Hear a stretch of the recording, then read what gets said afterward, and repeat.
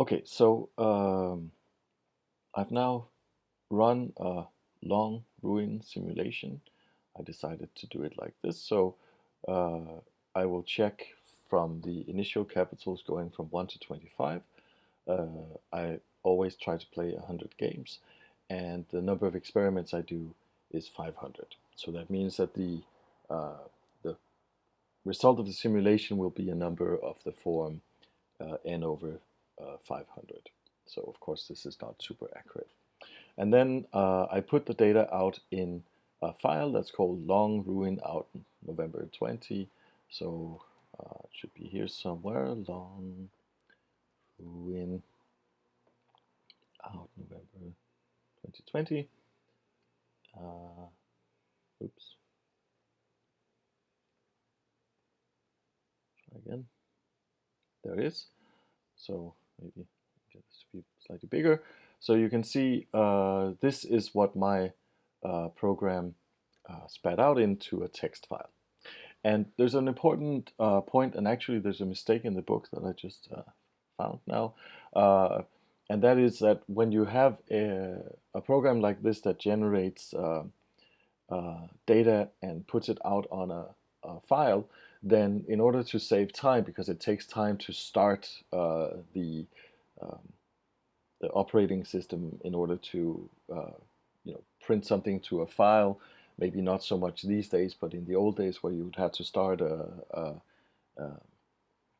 something like a hard disk or something like that. So usually things like that is buffered. So buffering, of course, is good for saving time, but that's not good in a situation like this where we're afraid of losing data, because if our program was to go down somewhere, then we would lose all the information that is in the buffer before it's put out on the file. So you have a flush command. So this is flush, not just flush, as is in the book, that sort of says take all the data in the buffer and put it out on the file system. So I put that in uh, because then that also allows me to sort of go in and see whenever there's done a computation, things are put in the file, and I can see it sort of increase as I do the experiment. So it's sort of obvious that when I wrote my little program, I spent a little bit of time on putting a beginning bracket and a closing bracket and so on. That's of course not strictly necessary, but the advantage is that I somehow made something which is very close to Maple's own syntax. Right? So I put the things that I put in my text file is actually something that Maple can understand. So that's why I put these extra brackets in front and back. Of course, I wouldn't really have to do that because I could go in and do it afterwards. But usually it's actually a very good idea to be a little bit careful when you do things like this, because, suppose I took things and I put them in a file, and then I have to go in and change the file a little bit so that Maple can understand. Well, then there's a risk that I make a mistake and erase something, and in this way I introduce errors in my data. So that's why I like to put this in the program, so that this is now something that Maple can directly understand. And for instance, I can just plot it because I set it up the way it was, so that, I mean, this is perhaps easier to understand like this, right? So these are the observations that I have, and you can see that the probability, of course, decreases. Um, you can also see that this is not accurate enough to be, I mean, all these jumps are surely not real statistical or probabilistic phenomena. No, it's more of a question of random variation that has to do with the fact that I only did this 500 times. But you sort of get the idea, right? So, I mean, and the point is that now the program I have would work equally well with 10,000 or something like that simulations, and I could ask my program to do this overnight. And if something unexpected had happened, then I could see, okay, I have half of the computation, then the next time I only have to do the other half, and so on. So that's why it's efficient to put data in a file. And I'm predicting that you're going to need this before the end of the course, because very often these things that we are forced or interested in doing in terms of our experiments here usually get a little bit long. But the question is, so I did this via simulation, and I had a chance for using that to discuss iteration and saving data on file and so on. But I'm wondering if this is actually an efficient way of doing it. And actually, it turns out that we can compute these probabilities very efficiently as exact numbers. And this comes back to a fairly straightforward observation, which on the face of it doesn't look very useful. So these are the three equations from the book that I want to point out. So, the ruin probability given a capital of C and a number of games G. I'm claiming that in most cases you can compute it like this top line up here. So what I'm saying is that the ruin probability of G games with a capital of C is the same as the average of G minus 1 games, one with a capital of C minus 1 and the other one with a capital of C plus 1.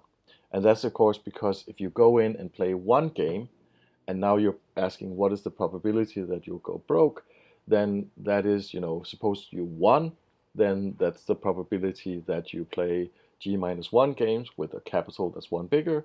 Suppose you lost, it's the same but with a capital of one less. Right? And since it's a fair game, those two events are equally probable, so it's the average of those two numbers. You can see that this is a straightforward recursive definition, so it sort of tells me that if I know how to compute R for small values of C and G, then I can also compute it for bigger values of C and G. And of course, whenever there's some sort of recursion going on, you need to have some base cases, in this case several cases. So what I would say down here, these obvious observations, that if I go in with a bigger capital than the number that I'm going to play, then the probability of going broke is 0 because I have enough money to play all games, even if I lose every time. On the other hand, if I go in with no money, then of course the probability of going broke is 1. So it's fairly easy to program this directly in Maple, and I like to put these next to each other. This is my little program next to the mathematical formulas. You can sort of see that there's a one-to-one correspondence here. So usually it's very easy to write programs that do recursive computations simply because you put in, the recursion is clear down here. I'm just calling ruin P, ruin probability. I'm calling that recursively, and you can see I'm doing it twice, of course. And then also the base case is sort of built in here, right? So I have the thing that I just had up here is one-to-one. The saying is, if the capital is bigger than the number of games, then the probability is 0. If the capital is 0, then the probability is 1. And otherwise, I will just take these two ruin properties. Now, when you look at a program like this, so it's very easy to write, but it looks to me as though this is something that would take forever to compute, because you can sort of see that whenever I'm using ruin P, this will generate 2 calls of ruin P, right? So in the beginning, the number of calls will keep multiplying. It will grow exponentially like 2 to the n, right? So I will have many, many calls in this program. So, if you had asked me 15 years ago, is it possible to do this efficiently in a Maple code, then I would have said no. In fact, it happened because my colleague Ernst Hansen wanted to see what various programs were like in making this kind of computation. So he asked me to do it in Maple. And so I went in and did it, and did it in an approximate way, and showed him what I had. And then after some time, he came back and said, well, there's a student who did it exactly in I think C, and got very precise results out. And so I did the same in Maple, and got these things out that are extremely impressive. That Maple can almost instantaneously compute these numbers exactly, right? So what happens here is that I can just do an approximation of this. This is 0.31, and you can see this is the number that I tried to estimate up here, and I got 0.3, right? So I was fairly close.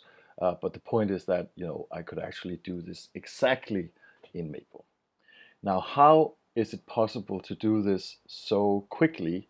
Well, this has to do with the option remember that's up here. So I'll stop here and do another video, so in order not to get this one too long.